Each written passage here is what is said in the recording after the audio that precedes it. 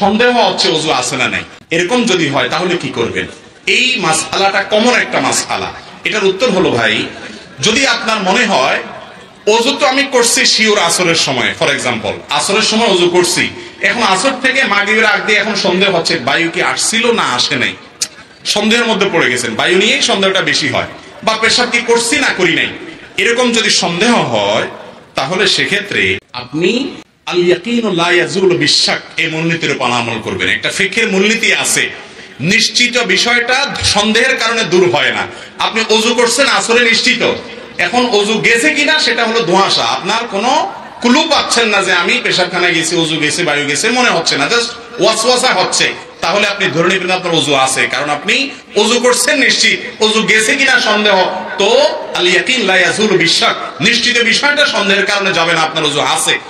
আর যদি এর উল্টা হয়, ওযু গেছে শিওর, পেশাব করছি, বায়ু আসছে শিওর, কিন্তু এরপরে ওযুটা করছি কিনা এটা নিয়ে সন্দেহ হচ্ছে, তাহলে আপনি ধরে নেবেন ওযু আপনার গেছে শিওর, আপনি ওযু আর করেন নাই, কারণ ওযু করছেন কিনা এটা নিয়ে সন্দেহ হচ্ছে, ওযু গেছে সেটা শিওর, সেজন্য আল ইয়াকিন লা ইয়াজুলু বিশাক, আপনার ওযু নাই সেটা ধরা হবে।